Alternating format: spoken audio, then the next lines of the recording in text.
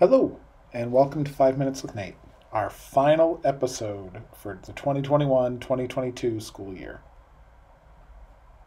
This month's topic has been leadership, and so far we've been interviewing with several really good superintendents from across the U.S. Now I want to give 4 tips to help you develop your leadership now. Now, it doesn't mean for people who want to be a principal next year, who possibly in the future might want to be a leader, but isn't sure. What can you do now? First is learn. Honestly, learn from everywhere. It can mean a degree. For example, before I wanted to become a principal, I went and started my PhD program. And as I started to learn, I realized I did want to become a principal for a while. It can mean workshops, conferences, online, books, magazines, journals, sitting and talking with a principal or superintendent. Learn from everywhere. Learn from strengths, learn from weaknesses. Learn from good and bad decisions. Learn everywhere you can. Next, become involved. Now, what does involved mean? Means you need to become a specialist now, become an assistant principal now? No. It means if there's a committee who's planning something, get involved. If somebody needs to be responsible for selling candy during the basketball game, be willing to get involved. Be someone who's willing to help the principal with something. Be willing to be involved in different capacities. It could mean a small leadership role, like a PLC needs someone to run the PLC for the year. Be willing to be involved.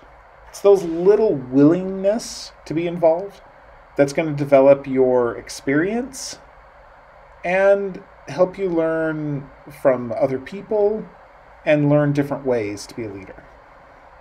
Third, and this is kind of a warning, avoid the if I were principal, I would. Be careful with that. I did when I was a teacher. If I was principal, I would. And then I became the assistant principal and realized I was wrong. Sometimes a principal can't share why a decision was made. There's a lot of information that's private and can't be shared.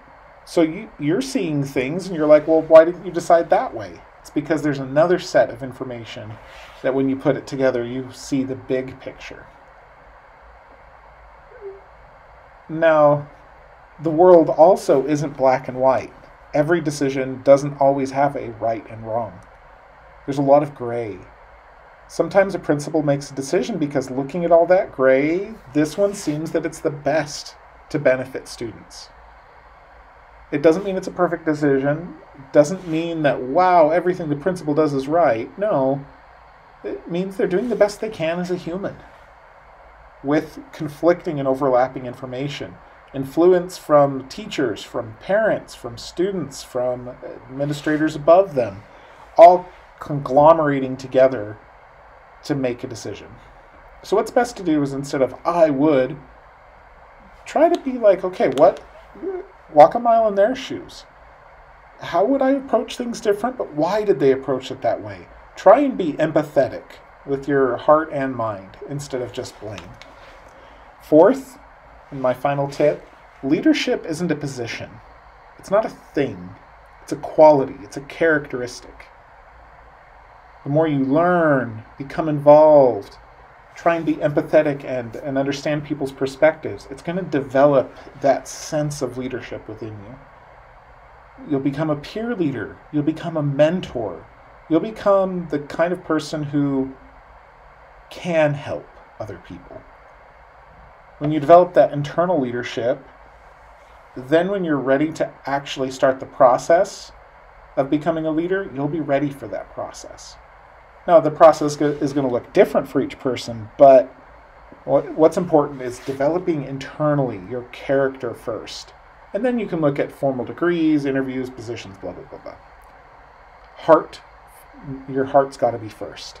And then that leads to leadership. Okay.